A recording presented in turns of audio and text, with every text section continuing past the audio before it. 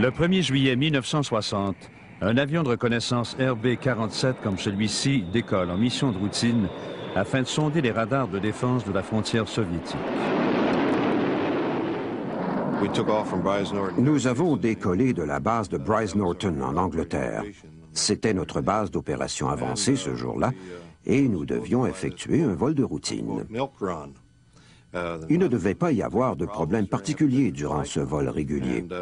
Et nous nous attendions à un vol relativement simple, même si la mission devait durer 12 heures. Ils volaient de manière à déceler nos stations de radar. Ils voulaient savoir où se trouvait le système de défense aérienne de l'Union soviétique. Ils volaient souvent près de nos frontières. Nous avons commencé à voler parallèlement à la côte soviétique, près de Mourmansk et de l'embouchure de la mer Blanche, et ainsi de suite. Nous savions que les Russes étaient très actifs à cet endroit à l'époque. J'étais un combattant chargé de l'interception. Je me suis envolé à la recherche de l'ennemi. On me guidait depuis le sol. Quand j'ai aperçu l'avion ennemi, je l'ai identifié et j'ai contacté ma base par radio. Le copilote a dit « Attention, attention, attention, aile droite ». Et le commandant de l'avion, le major Palm, a dit « Bon sang, d'où sort-il celui-là » J'ai fait signe à l'avion de me suivre. Il ne voulait pas obéir. J'ai communiqué avec ma base et j'ai demandé quoi faire. On m'a ordonné de le détruire. J'ai ouvert le feu et l'avion a pris feu. Tandis que des chasseurs MiG rentrent à la base, John McCone et le copilote Bruce Olmsted sautent en parachute. Ils sont ensuite emmenés à la prison Lubyanka de Moscou. Les 4 autres Américains à bord sont morts en plein vol.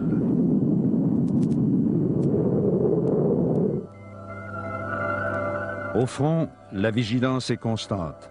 La guerre, si elle doit éclater, ne tardera pas à devenir nucléaire.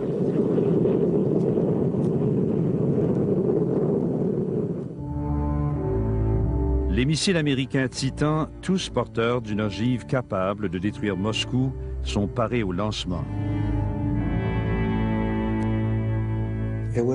Ça se ferait avant d'avoir eu le temps de s'arrêter et de réfléchir à ce qu'on faisait.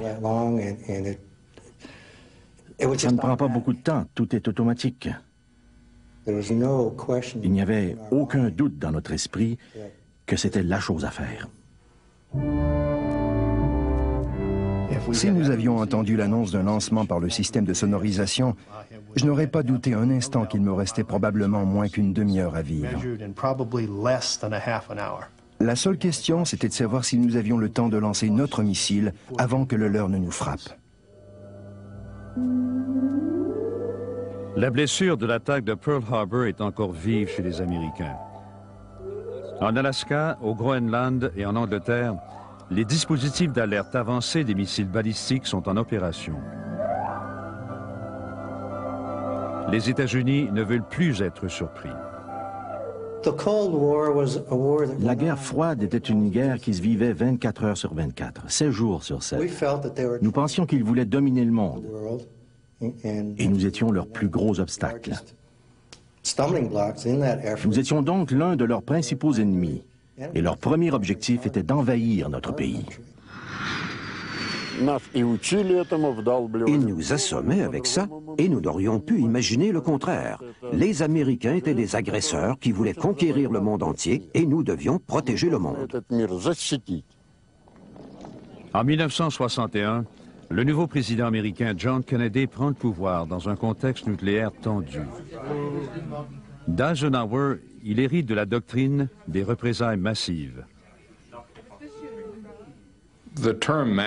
L'expression « représailles massives » dans le contexte de la fin des années 1950 et au début des années 1960 consistait en une politique de riposte aux grandes attaques soviétiques de type conventionnel. Par exemple, si cela s'était produit en Europe de l'Ouest, nous aurions riposté par des représailles nucléaires massives. Le concept des représailles massives date de l'époque où les États-Unis étaient nettement supérieurs. Maintenant, les Russes tentent de les rattraper.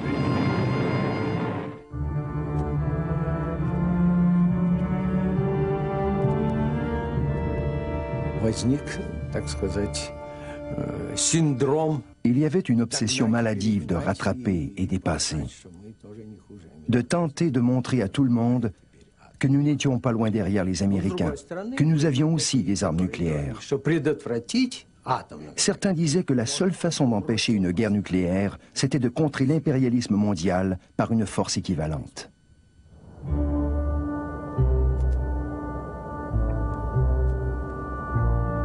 Khrouchtchev cherche un moyen éclatant de rappeler à l'Ouest la puissance des Soviétiques.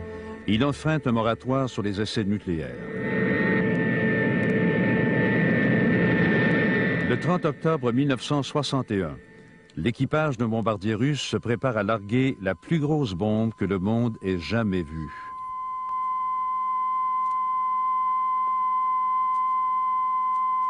Одна.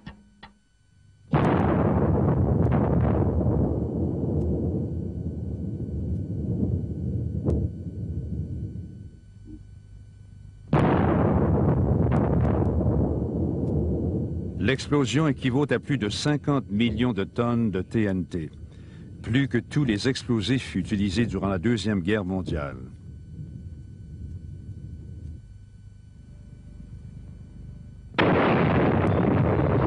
À 80 km de là, les gens sont renversés par le souffle. Khrouchtchev dit qu'il veut que la bombe soit suspendue comme l'épée de Damoclès au-dessus de la tête des impérialistes. Kennedy relève le défi.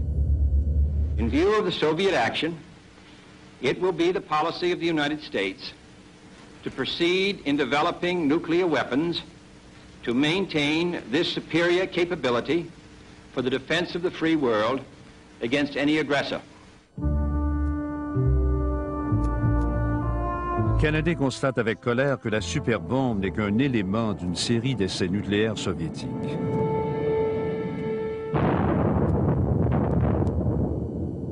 Je me souviens du compte à rebours, puis d'avoir largué la bombe. Nous devions porter des lunettes spéciales et baisser des rideaux pour nous protéger des radiations. Nous avons mis les lunettes, mais nous avons oublié de baisser les rideaux parce que nous voulions jeter un coup d'œil. Soudain, il y a eu comme un lever de soleil. Les nuages se sont dispersés et on a vu une très belle image, comme dans un conte de fées, un champignon qui pousse et qui pousse. Il est au-dessus de vous et vous êtes en dessous. Les instruments de mesure du niveau de radiation étaient complètement déréglés. Mais bien sûr, on ne s'en préoccupait pas. Soudain, il y a eu un souffle énorme. Quand l'onde de choc a atteint l'avion, tous les contrôles se sont emballés et il a fallu agripper le manche à balai pour reprendre rapidement les commandes. L'avion a été projeté d'un côté à l'autre. Nous avons su que c'était une explosion nucléaire. Il est devenu évident qu'on ne pouvait plus réfréner les Russes. Ils n'ont pas fait exploser une seule grosse bombe, mais une multitude d'autres. Et nous faisions essentiellement la même chose. Nous allions chercher des bombes partout où on pouvait les trouver. Nous les ramenions au Nevada pour les faire exploser, juste pour riposter aux tests des Russes. Ça a été une période folle.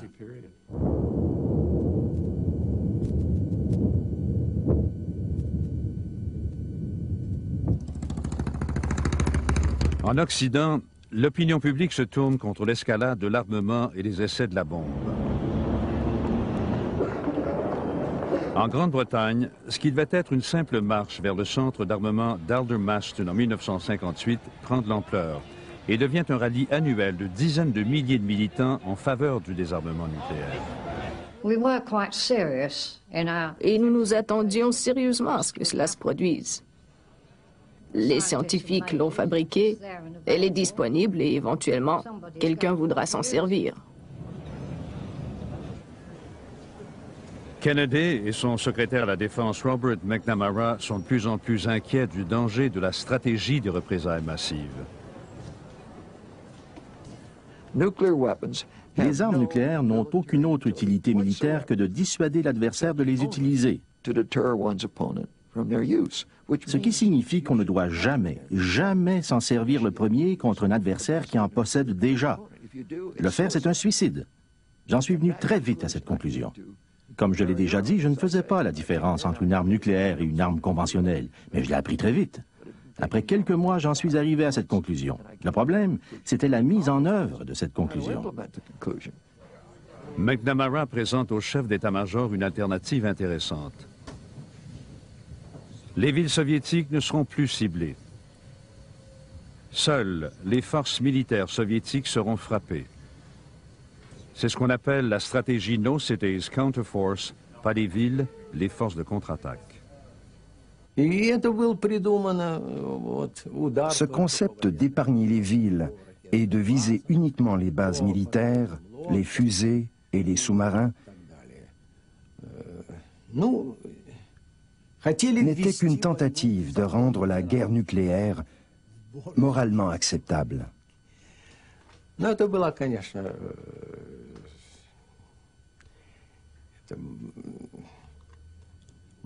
En fait, on se leurrait soi-même. Les Russes ne sont pas les seuls sceptiques.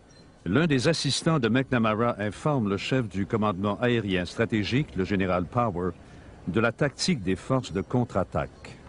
Le général Power clamait que la seule manière de traiter avec ces barbares, c'était de les faire sauter, tous. Je lui ai demandé, mais qui sera le vainqueur? Il a répondu, je serais satisfait s'il ne restait que 2 Américains et un Russe. Nous aurions gagné. Et j'ai répliqué, eh bien, vaudrait mieux que l'un d'eux soit une femme.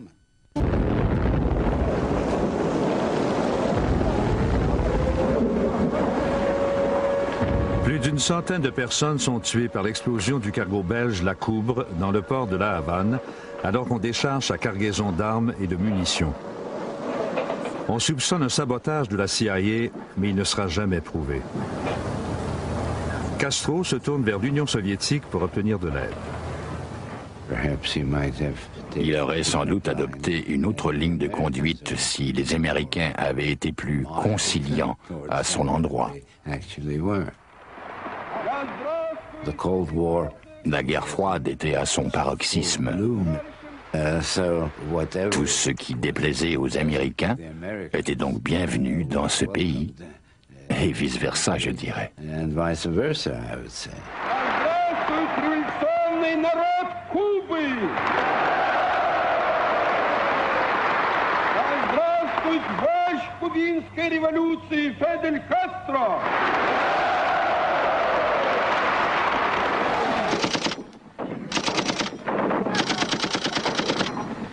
Dans une base secrète dans la jungle du Guatemala, des agents américains de la CIA ont entraîné les exilés cubains en vue d'une invasion de Cuba.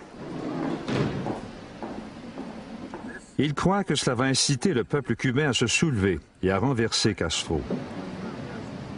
On présente le plan au nouveau président John F. Kennedy. Kennedy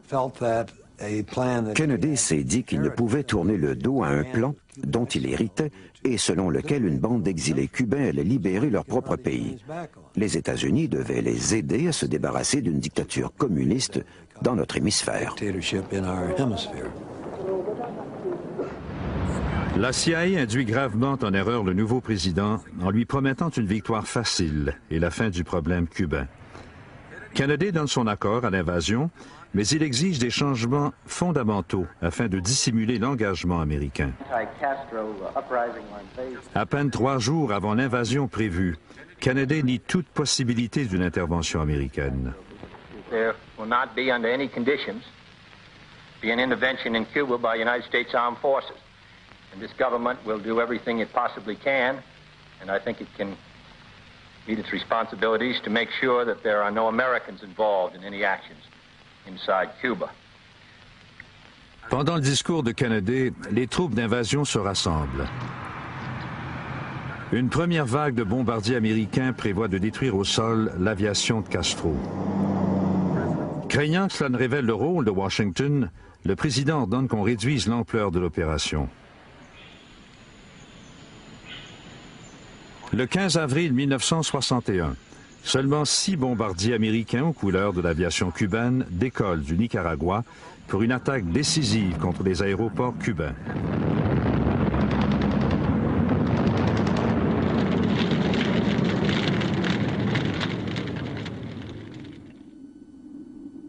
Mais avec si peu de bombardiers, seulement 3 avions cubains sont détruits. 7 civils sont tués.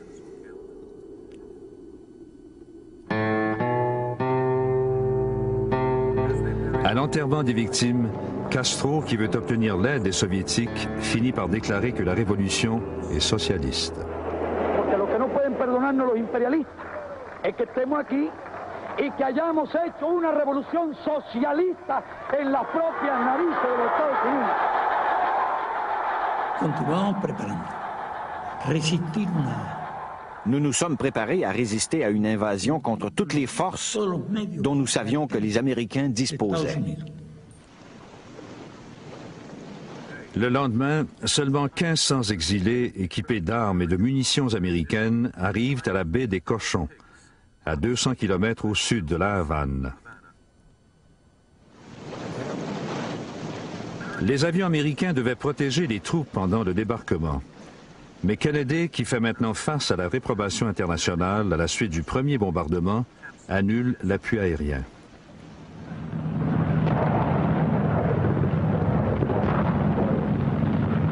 Le reste de l'armée de l'air de Castro détruit rapidement les navires de transport de munitions essentiels. Croyant à tort qu'il s'agit d'une invasion américaine à grande échelle, Cuba mobilise toutes ses forces.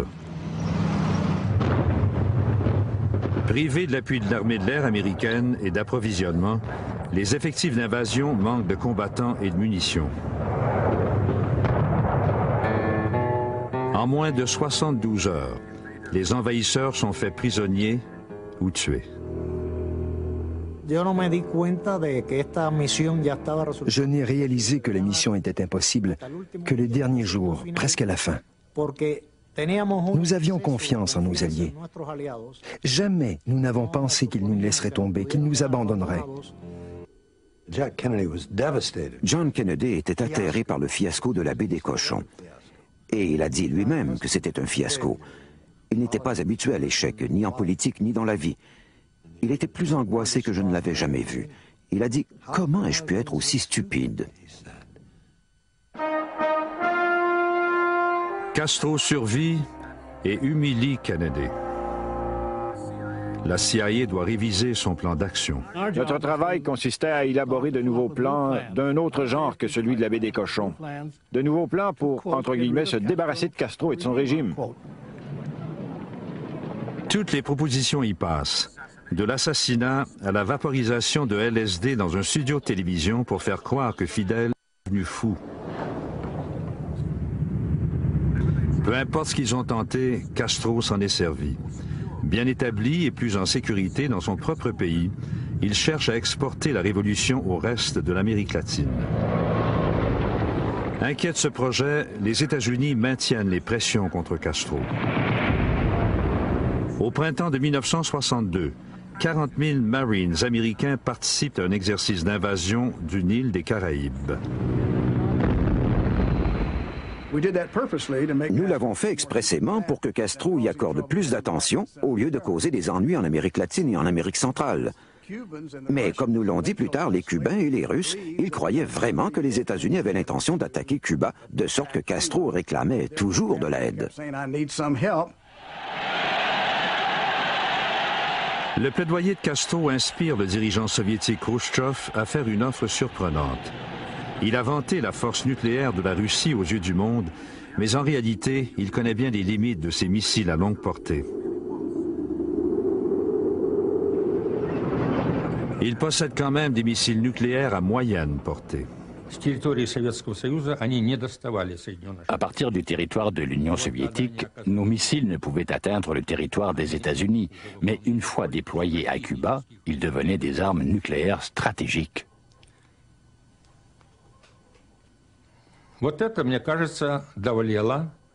Cela signifiait, en termes pratiques, que nous avions une chance de réduire l'écart entre nos armées.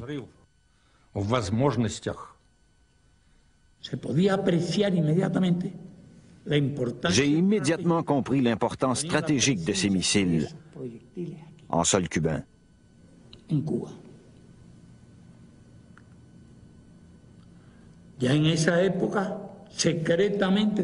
Les Américains avaient déjà transporté des missiles similaires en Turquie.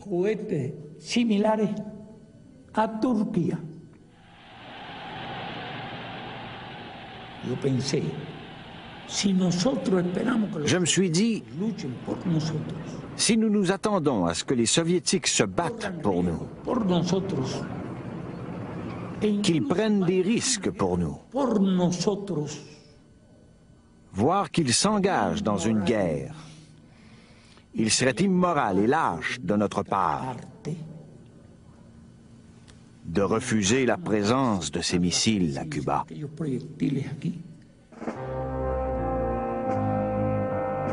En juillet 1962, au nez des Américains, le premier de 150 navires soviétiques transportant des missiles nucléaires bien camouflés et plus de 40 000 soldats appareillent pour Cuba.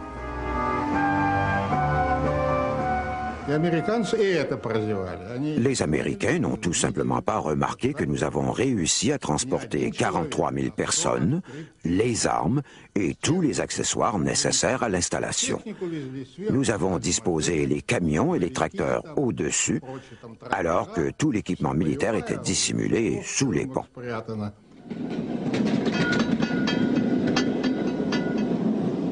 Les agents de la CIA à Cuba rapportent qu'on a aperçu des soldats russes et des remorques de missiles dans les rues de la Havane. Washington n'en tient pas compte et considère que ce sont des rumeurs. Mais la CIA a remarqué l'accroissement du nombre de navires soviétiques à destination de Cuba. Le 14 octobre, un avion espion U-2 reçoit l'ordre de survoler l'île afin de découvrir ce qui se passe.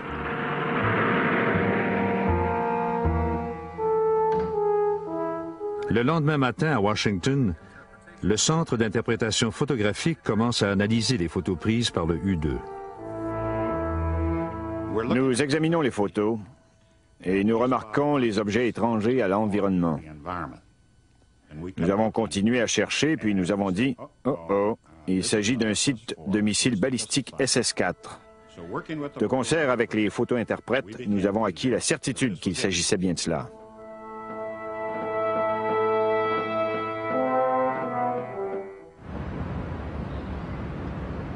À 8h45, le 16 octobre, la CIA informe Kennedy qu'il ne fait aucun doute qu'il y a des missiles soviétiques à Cuba. Le président réunit ses conseillers à la Maison-Blanche. Nous ne nous sommes pas demandé bien longtemps pourquoi les Soviétiques faisaient cela, pourquoi ils l'avaient fait, car quelle qu'en soit la raison, ils l'avaient fait sournoisement. Ils avaient menti aux États-Unis. Divers messages et messagers laissant croire qu'ils n'installaient que des armes défensives à Cuba, alors que ces armes menaçaient clairement et directement notre sécurité.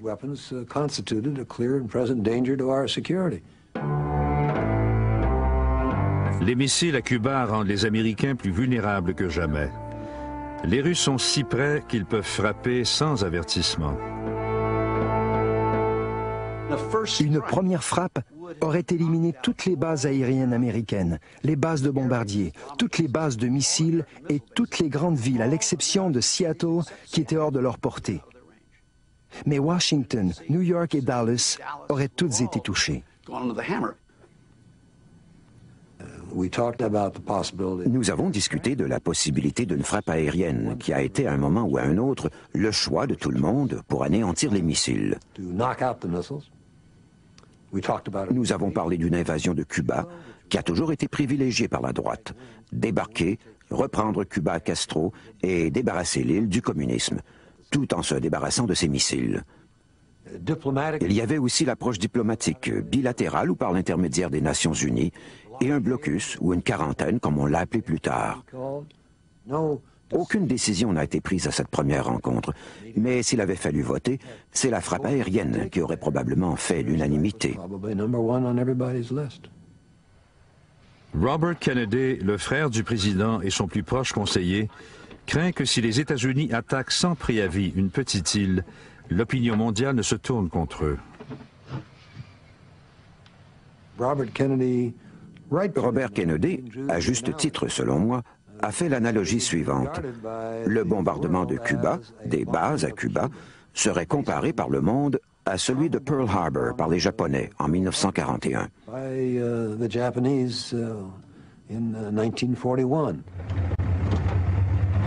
Tandis que les discussions se poursuivent, le ministre soviétique des Affaires étrangères, Andrei Gromyko, et l'ambassadeur soviétique, Anatoly Dobrynin, acceptent enfin l'invitation de longue date de la Maison-Blanche. Le président a abordé la question de la tension croissante entre nos deux pays engendrée par les livraisons d'armes soviétiques. Le président a dit « Nous sommes inquiets car notre propre sécurité est directement en cause ». Gromyko lui a répondu exactement ce qu'on m'avait ordonné de dire. Toutes nos livraisons, Monsieur le Président, sont de nature défensive. Si vous n'avez pas l'intention d'envahir Cuba, ne vous en faites pas, car toutes les armes sont défensives. Il est clair qu'il voulait nous tromper. Si les États-Unis ne réagissaient pas à cette tactique soviétique, comment cela allait-il influer sur l'attitude de nos alliés de l'OTAN? Comment verrait-il alors la garantie américaine de veiller à leur sécurité? Et quel en serait l'impact aussi sur le comportement futur de l'Union soviétique?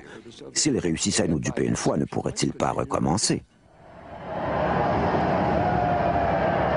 Pendant 2 jours, Kennedy reste à l'écart, s'occupant plutôt de la campagne électorale au Congrès. À Washington, ses conseillers tentent de trouver une solution. Il n'y avait pas de bonnes solutions. Elles étaient toutes incomplètes et risquées. Pour la première fois en 3 ans à la Maison-Blanche, je me réveillais au milieu de la nuit en me demandant avec angoisse quelle était la bonne approche. Qu'est-ce qui allait fonctionner?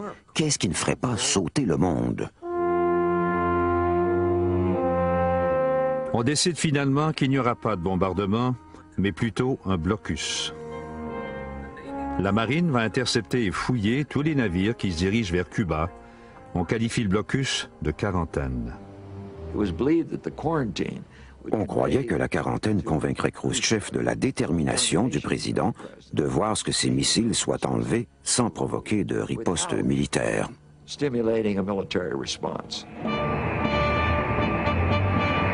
Mais dans le cas où la quarantaine ne marcherait pas, on se prépare à des frappes aériennes et on met sur pied une importante force d'invasion. Le président Kennedy est à Chicago. On le réclame maintenant à Washington. Les médias commencent à se douter de quelque chose. Le président Kennedy m'a appelé à 8 h du matin et m'a demandé de le retrouver dans sa chambre. Il portait encore son peignoir. Il m'a dit « Je vous écris quelques notes. Vous allez convoquer une conférence de presse pour l'annoncer. » Le médecin adjoint de la Maison-Blanche, le docteur George Berkeley, a remarqué que le président avait la voix très enrouée. Ce matin, quand il a examiné le président, il a constaté qu'il était un peu fiévreux et qu'il souffre d'un léger problème respiratoire. Par conséquent, le président a annulé son emploi du temps pour le reste de la journée et demain, il va rentrer à Washington, à la Maison-Blanche. Bonjour à tous. L'intensification inhabituelle de l'activité top secret des militaires et des diplomates en fin de semaine à Washington laisse entrevoir l'imminence d'un événement majeur en politique étrangère américaine. L'attention se concentre sur les Caraïbes et une intervention possible contre Cuba. Dans l'après-midi, l'ambassadeur soviétique est convoqué de toute urgence chez le secrétaire d'État Dean Rusk.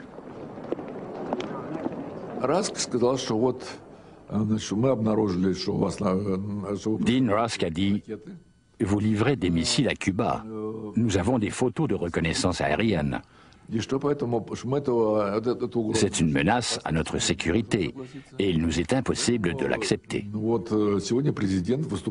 Dans 1 heure, à 19 h, le président s'adressera à la radio et à la télévision au peuple américain et il va décrire la situation.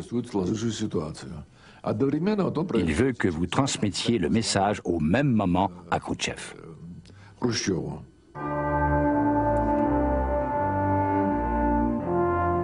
À 19 h, Kennedy annonce au monde la découverte des missiles soviétiques à Cuba et l'entrée en vigueur du blocus.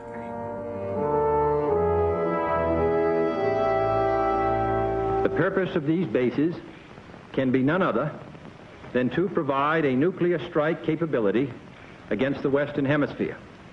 To halt this offensive buildup, a strict quarantine on all offensive military equipment under shipment to Cuba is being initiated. All ships of any kind bound for Cuba, from whatever nation or port, where they're found to contain cargoes of offensive weapons, be turned back. I call upon Chairman Khrushchev to halt and eliminate this clandestine, reckless, and provocative threat to world peace and to stable relations between our two nations. He has an opportunity now to move the world back from the abyss of destruction. La première réponse de Moscou arrive le lendemain matin. Khrouchtchev ne veut pas reculer. Dénonçant le blocus imposé à Cuba par les États-Unis comme un pas de plus vers la guerre thermonucléaire, l'Union soviétique a ordonné aujourd'hui à ses forces armées d'être sur le pied de guerre. Les forces du pacte de Varsovie, la contrepartie communiste de l'OTAN, ont aussitôt emboîté le pas. Pendant que les superpuissances se préparent à la guerre, Cuba annonce une alerte de combat. Plus d'un quart de million de citoyens se préparent à repousser l'invasion américaine. S'ils avaient envahi notre pays, j'étais convaincu que les États-Unis couraient le risque grave de passer à la deuxième étape. Une frappe nucléaire aérienne contre l'Union soviétique. La flotte américaine encercle maintenant Cuba. Les navires soviétiques maintiennent le cap. La confrontation semble imminente. Kennedy veut un contact direct avec Moscou. Il envoie son frère Robert rencontrer en secret l'ambassadeur soviétique. Il a dit « Votre gouvernement a-t-il ordonné aux capitaines des navires de faire demi-tour parce que Kennedy a imposé la quarantaine ?» J'ai répondu « Non, nos capitaines n'ont pas reçu de tels ordres. Et autant que je le sache, ils ont reçu l'ordre de continuer vers Cuba. »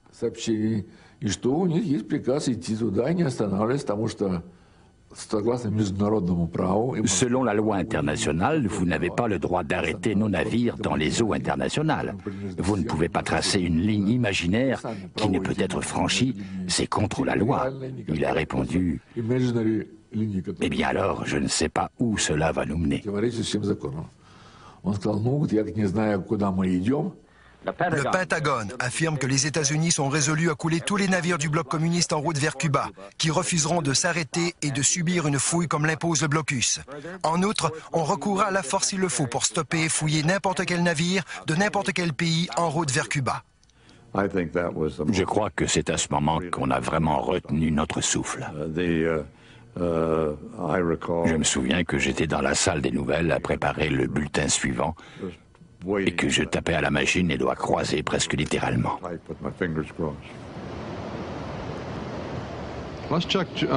Allons voir ce qui se passe au Pentagone, où l'on retrouve Charles Fran. Charles, y a-t-il du nouveau sur la position de ces navires soviétiques ou sur ce qui se passe? Walter, nous n'avons pas de nouvelles depuis maintenant plusieurs heures à propos de la confrontation entre les navires américains et soviétiques. La tension est extrême. Les gens se préparent à un éventuel holocauste nucléaire. Dans tout le pays, la population se rue vers les supermarchés. Nous avions une salle de rangement là où sont les chaudières de chauffage et nous nous demandions si on pouvait la transformer en une sorte d'abri nucléaire. Nous apprenions pour la première fois de combien de temps nous disposions après l'explosion avant que les gaz mortels, la chaleur suffocante et ainsi de suite nous atteignent. Les dirigeants soviétiques tentent de dissimuler la crise à leur population, mais la nouvelle se répand. Les gens sentaient venir la guerre et ils étaient très tendus. Je me souviens que mes parents se sentaient condamnés.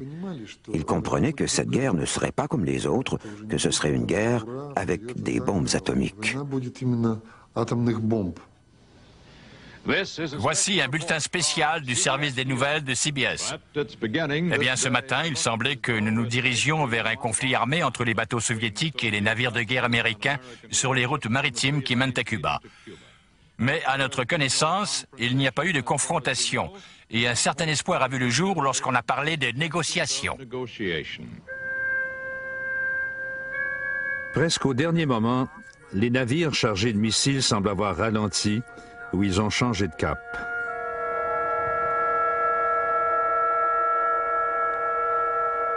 Ce soir-là, alors que Kennedy dîne avec des amis à la Maison-Blanche, on propose un toast pour célébrer l'événement. Kennedy refuse en disant « La partie est loin d'être terminée ». À 21h24, le ministère des Affaires étrangères reçoit une lettre de Khrouchtchev destinée au président. Khrouchtchev rejette toutes les exigences de Kennedy.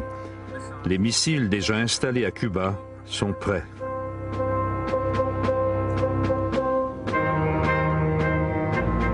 Pour la première fois de son histoire, le commandement aérien stratégique des États-Unis passe au stade de défense DEFCON 2. Au stade suivant, DEFCON 1, c'est la guerre.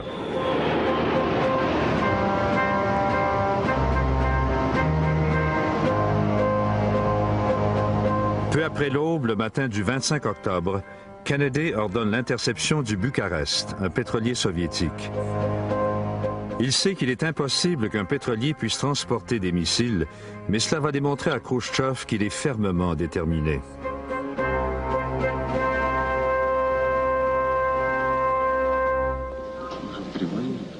Cet après-midi-là, aux Nations Unies, Adlai Stevenson confronte son vis-à-vis soviétique, l'ambassadeur Zorin. Très bien, monsieur. Laissez-moi vous poser une simple question. Niez-vous, monsieur l'ambassadeur Zorin, que l'URSS a installé et soit en train d'installer des missiles à portée moyenne et intermédiaire sur des sites à Cuba? Oui ou non? N'attendez pas la traduction. Oui ou non?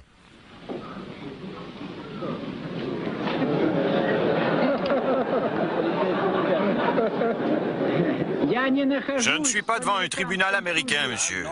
Et par conséquent, je ne désire pas répondre à une question qui m'est posée comme le ferait un procureur.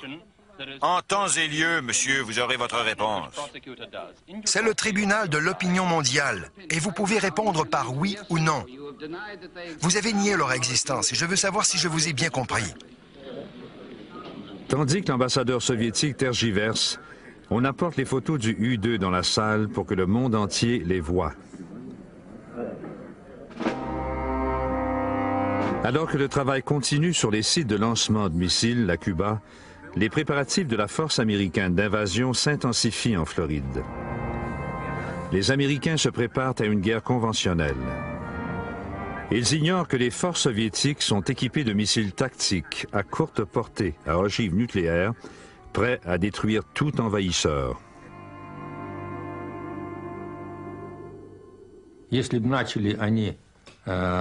S'ils avaient tenté une invasion avec les marines ou les forces aéroportées, les pertes auraient été énormes. Nous aurions combattu jusqu'au dernier soldat, jusqu'à la dernière cartouche. Il n'y avait pas de retraite possible.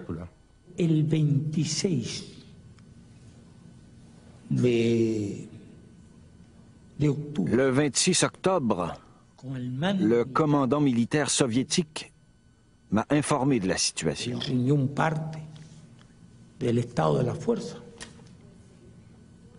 Il m'a dit, le régiment des forces aériennes est prêt. Les missiles sol-air sont prêts. L'unité tactique de missiles nucléaires est prête. Les missiles sont prêts.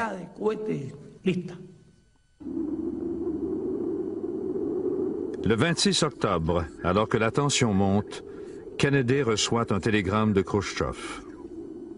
Le paragraphe le plus important se lit « Monsieur le Président, vous et moi tirons sur une corde avec un nœud au milieu. Plus nous tirons, plus le nœud se resserre jusqu'à ce qu'il faille le couper avec une épée. Pourquoi ne pas relâcher tous les deux la tension et peut-être pourrions-nous alors défaire le nœud ?»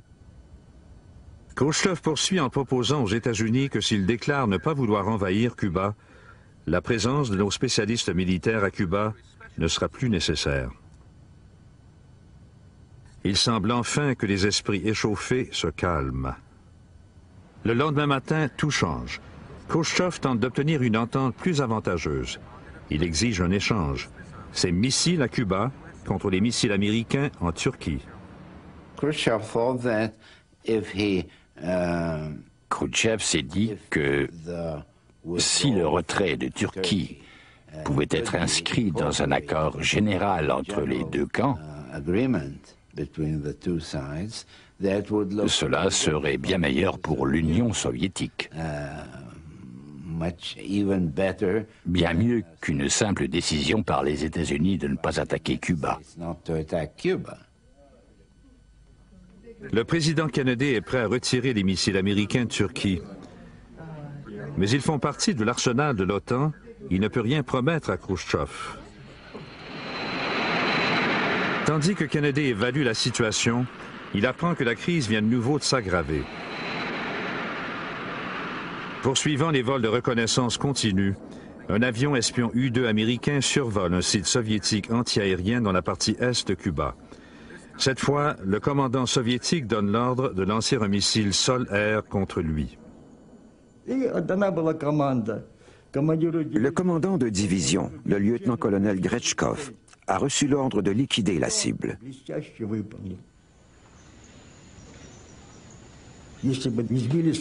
Si nous n'avions pas abattu un avion qui avait photographié toutes nos bases, cela aurait permis à l'ennemi de nous détruire. Selon la consigne, si un U-2 était abattu, nous devions aussitôt bombarder et détruire ce site de missiles sol-air. Le président Kennedy a annulé cet ordre. Il a dit « Ne bombardez pas ce site de défense antiaérienne. J'ai besoin de temps pour négocier avec Khrouchtchev. » La guerra se desata. Parecía inminente. Une guerre semblait imminente. O por lo menos un ataque. Une première frappe pouvait survenir à tout moment. Je me suis dit, si Cuba se trouve dans une guerre aussi désastreuse, nous serons rayés de la carte. Castro envoie un message à Khrouchtchev. Il affirme qu'une attaque américaine doit être déclenchée dans quelques heures et que lorsqu'elle le sera, l'Union soviétique devrait riposter immédiatement avec une frappe d'anéantissement. À Washington, Kennedy tente encore d'éviter une guerre mondiale. Bobby Kennedy a eu cette idée brillante. Il a dit « Ne retenons du télégramme de Khrouchtchev que les passages qui nous plaisent et faisons semblant que le reste n'existe pas. » John et Bobby Kennedy ont concocté exactement cette réponse à Khrouchtchev. Elle passait sous silence l'affaire du U-2, le message de Moscou qui avait un ton très guerrier, vous savez, etc., etc. Et disait simplement « Nous comprenons le sens de vos propositions et nous sommes à l'écoute des passages qui nous plaisent. » On a peu confiance que ce stratagème fonctionne. Les plans d'invasion se poursuivent. La tension ce samedi soir était extraordinaire parce qu'on devait déterminer à quelle heure nous allions envahir Cuba le lendemain et si nous allions bombarder ces régions. Kennedy a débuté la réunion en disant « Écoutez, aucun de vous n'est allé chez lui depuis au moins 6-7 jours. Je veux que vous rentriez tous chez vous ce soir. Revenez demain matin, dimanche matin, et nous prendrons la décision. »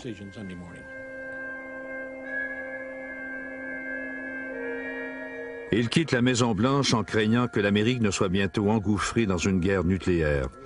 Une guerre impossible à arrêter une fois déclenchée. C'était une nuit de toute beauté, une vraie nuit d'automne à Washington. Je sortais du bureau ovale du président et en sortant, j'ai pensé que je ne revivrais peut-être plus d'autres samedi soir. Kennedy envoie son frère à une autre rencontre avec l'ambassadeur soviétique. Il est venu vers moi et m'a dit « La situation est très tendue. Vos missiles viennent d'abattre notre avion. Nos généraux exigent que nous ripostions. Si nous commençons à bombarder, vous allez répliquer. Que pouvons-nous faire ?» J'ai répondu « Et la Turquie ?» Il a réfléchi un instant et a dit « Vous savez, si c'est la seule condition qui nous empêche de conclure une entente, alors j'ai l'assentiment du président pour vous dire que nous acceptons. » Nous ne pouvions pas les retirer à la pointe du fusil, sous la menace. Nous ne pouvions pas les retirer unilatéralement. parce qu'il s'agissait de bases de l'OTAN. Mais nous lui avons donné l'assurance qu'elle serait retirée pourvu que les Russes n'en parlent pas.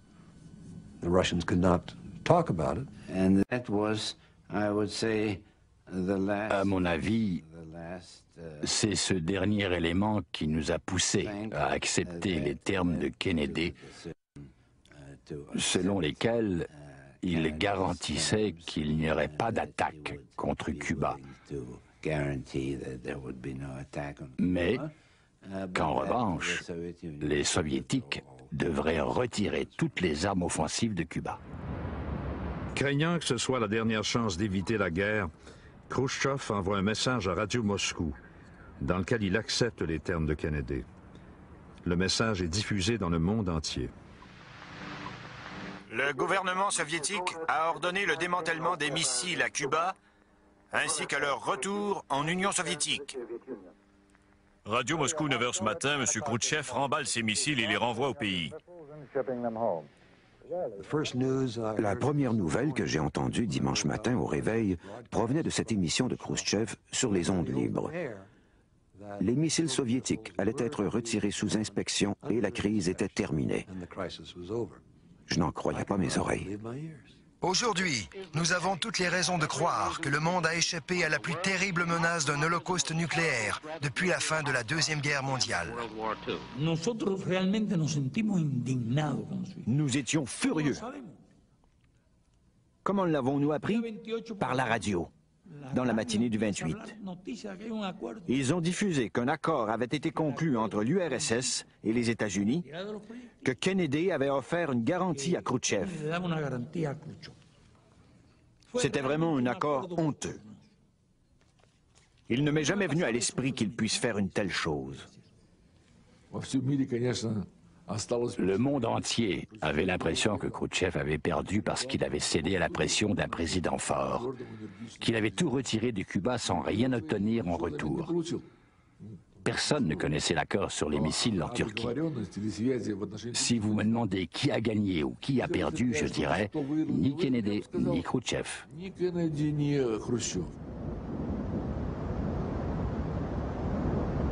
Sous étroite surveillance américaine, les navires soviétiques ramènent les missiles chez eux.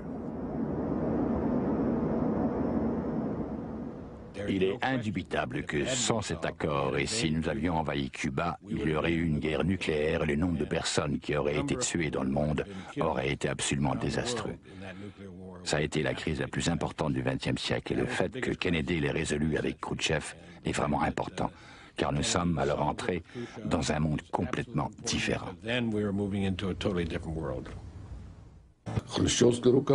Les deux gouvernements, celui de Khrouchtchev et celui de Kennedy, ont été assez sages pour trouver le moyen de se sortir de ce pétrin. La crise des missiles cubains était très importante. Elle a démontré que le monde vivait vraiment au bord du précipice nucléaire. Moscou et Washington comprennent la nécessité d'améliorer la communication directe entre les deux capitales. On installe le téléphone rouge.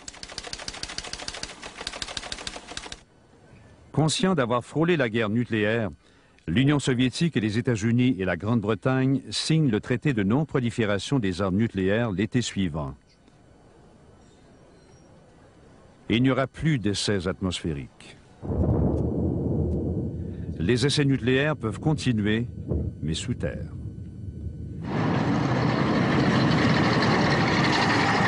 En Russie, le Kremlin a appris une leçon. Plus jamais il ne voudra confronter l'Amérique en position de faiblesse. Les dirigeants soviétiques ont été choqués d'apprendre qu'il manquait d'armement nucléaire et qu'ils étaient en état d'infériorité. Ça a été comme une douche froide pour le gouvernement, qui a compris qu'il devait surmonter ses faiblesses.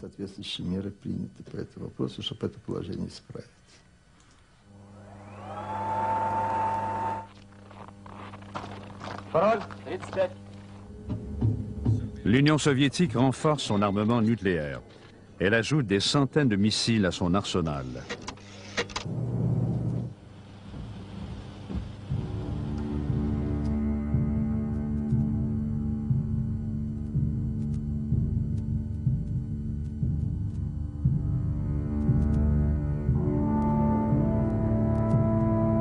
Les Américains doivent accepter le fait que désormais, ils ne peuvent plus détruire toutes les forces soviétiques.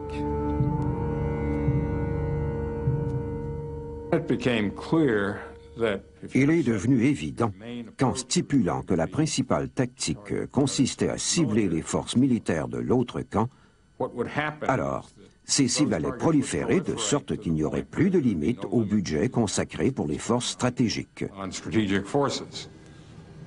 Les militaires des deux camps ont accepté le fait que, dorénavant, ils ne pouvaient plus protéger leur propre pays de la destruction. Les superpuissances se découvrent un point commun. Il y va dans leur intérêt d'éviter la guerre nucléaire. It is an ironic but accurate fact that the two strongest powers are the two in the most danger of devastation. All we have built, all we have worked for, would be destroyed in the first 24 hours. And even in the Cold War, which brings burdens and dangers to so many countries, including this nation's closest allies, our two countries bear the heaviest burdens. For we are both devoting massive sums of money to weapons that could be better devoted to combat ignorance, poverty, and disease.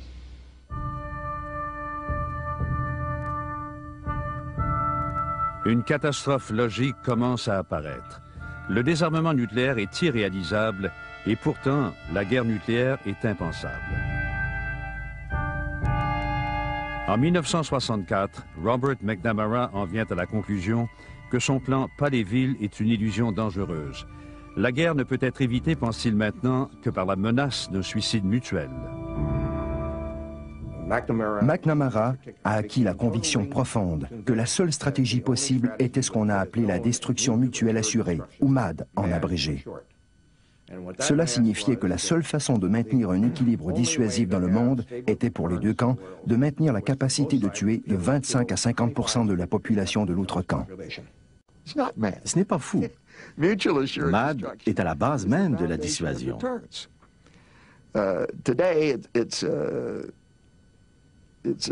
Aujourd'hui, c'est un terme péjoratif. Mais ceux qui le dénigrent ne comprennent vraiment pas la dissuasion.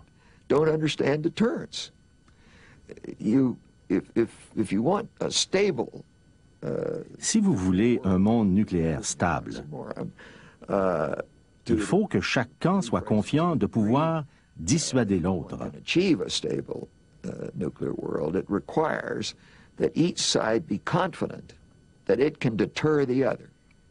Et cela nécessite un équilibre. Et cet équilibre, c'est de bien comprendre que si un camp utilise l'arme nucléaire en premier, l'autre camp ripostera avec assez de puissance pour lui infliger des dommages inacceptables.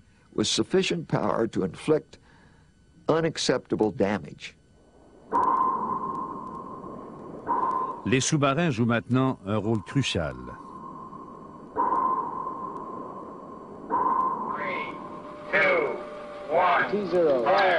Pour que la destruction mutuelle assurée fonctionne, chaque camp doit être en mesure de riposter, même après une attaque surprise.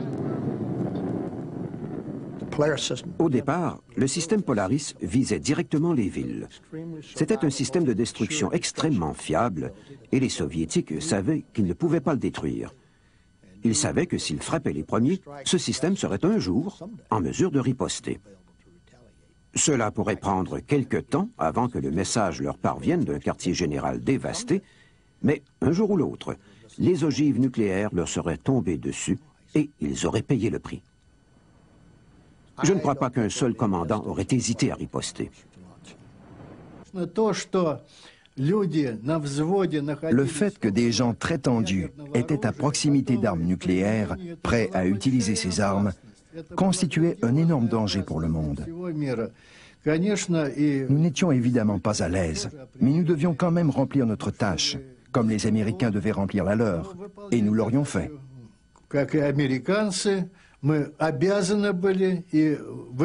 Qu'est-ce qui serait arrivé? Les conséquences auraient été bien tristes pour le monde.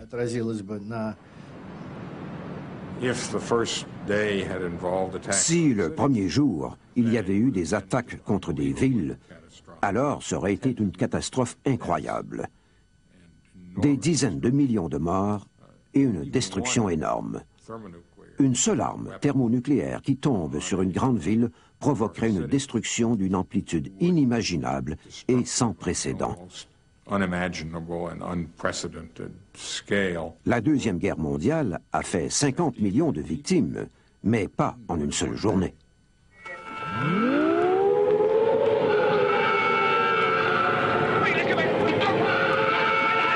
En 1963, le cinéaste britannique Peter Watkins tourne un documentaire de fiction pour montrer ce que pourrait signifier une guerre nucléaire. 9h16. Un missile nucléaire d'une mégatonne rate l'aéroport Manston dans le Kent et explose en plein vol à 10 km de sa cible.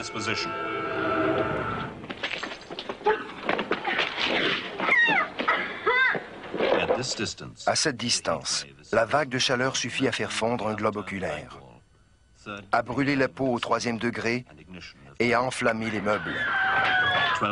12 secondes après le choc.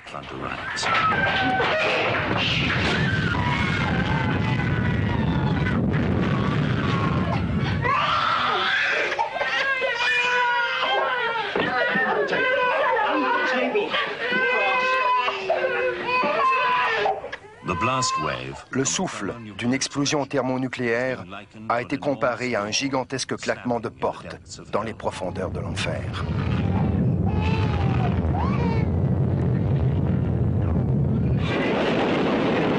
Le film s'intitule The War Game, le jeu de la guerre. La BBC l'interdit.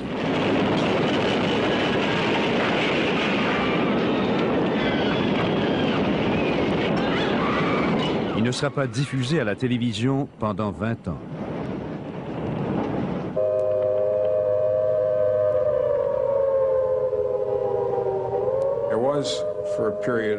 Il y a eu pendant quelques années, au moins un an, un gros effort pour convaincre la population américaine qu'il valait la peine d'investir dans la défense civile et les exercices.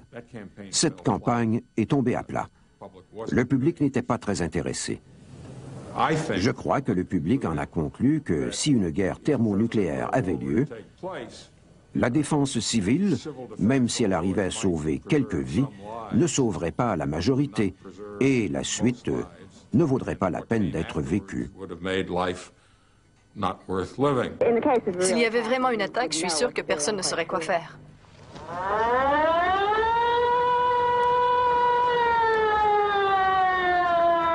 Officiellement, les Russes prennent la défense civile plus au sérieux, mais la réalité n'est pas encourageante.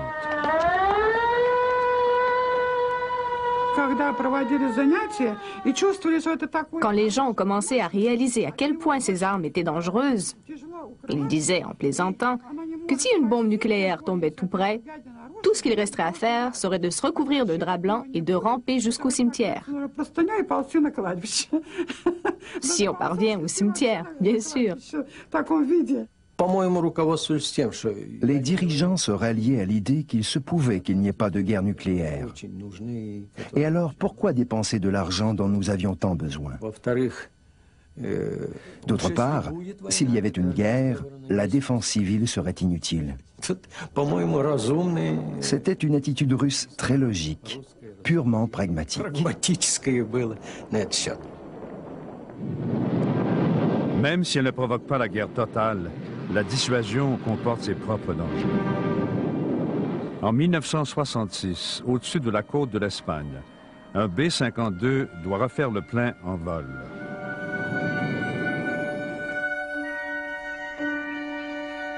Dans le village de Palomares, Simo Ortes s'apprête à partir à la pêche pour la journée. Je pêchais en face de Villaricos et les avions volaient au-dessus de nous. On avait l'habitude d'observer les avions. Il y avait 2 B-52 en train de faire le plein. L'avion qui était derrière a dû toucher celui d'en avant et les avions ont explosé. Je me souviens des flammes dans le ciel et des morceaux d'avion qui tombaient au sol. Je me souviens que tous les voisins couraient vers l'endroit d'où venait la fumée. Nous pensions que ce qui était tombé brûlait encore. Lorsque les avions explosent, 4 bombes à hydrogène sont disséminées le long de la côte. 3 d'entre elles percutent le sol, l'autre est perdue en mer.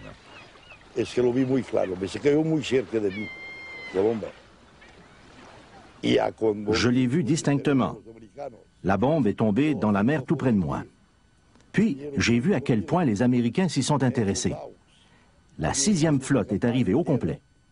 Il y avait 5000 soldats qui vivaient à terre sous la tente. Des généraux, des colonels, des tas de gens importants d'Amérique du Nord. La flotte américaine effectue des recherches en mer pour retrouver la bombe. Sur la terre ferme, les équipes de recherche font face à un autre problème. Lorsque les bombes ont percuté le sol, un dispositif de sécurité a empêché une explosion thermonucléaire. Mais les explosifs conventionnels utilisés pour déclencher l'explosion nucléaire ont explosé et dispersé du plutonium radioactif. Ils ont commencé à effectuer des examens médicaux ici en ville, avec un compteur Geiger. Certaines personnes ont dû jeter leurs vêtements parce qu'ils étaient contaminés. Les maisons ont été nettoyées avec du détergent ou de l'eau. Jamais les Américains nous ont dit quoi que ce soit. Les gens avaient peur, parce que personne ne savait ce qui se passait. Tout ce qu'on savait, c'est qu'il était interdit de manger certaines choses, de sortir dans la rue, de toucher à quoi que ce soit. Tout, absolument tout était interdit en permanence. Plus de 4500 barils de terre contaminés sont envoyés aux États-Unis pour y être enfouis. En mer, les recherches continuent pour retrouver la bombe perdue. 80 jours après l'accident, un petit sous-marin américain, l'Alvin, découvre la bombe perdue intacte. Dans le jargon du Pentagone, une bombe nucléaire perdue est une flèche brisée. Celle de Palomares est la 14e flèche brisée depuis 1950. Il y en aura d'autres. Quant aux accidents soviétiques du genre, on n'en sait encore rien. Les militaires russes ne sont pas convaincus du bien fondé de la destruction assurée de McNamara. Ils considèrent que leur premier devoir est de protéger leur patrie. Ils travaillent à développer des missiles antimissiles balistiques, les ABM d'après leur acronyme anglais, capables de détruire des missiles américains en vol.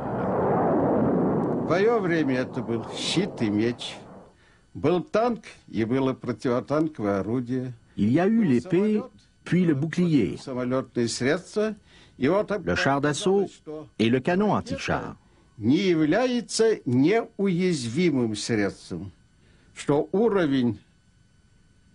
On découvrait alors qu'un missile n'était pas invulnérable.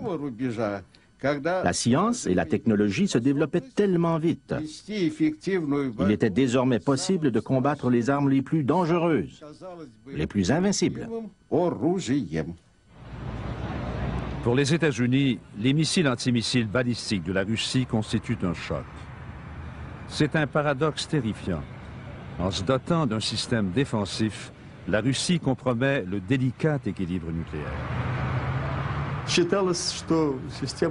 Nous le considérions comme un parapluie.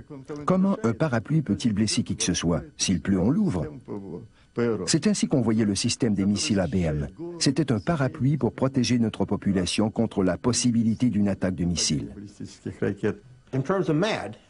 Par rapport au MAD, si vous y souscrivez, tout ce qui interfère avec cette destruction mutuelle assurée des deux côtés est nuisible. Il faut que ce soit mutuel et assuré.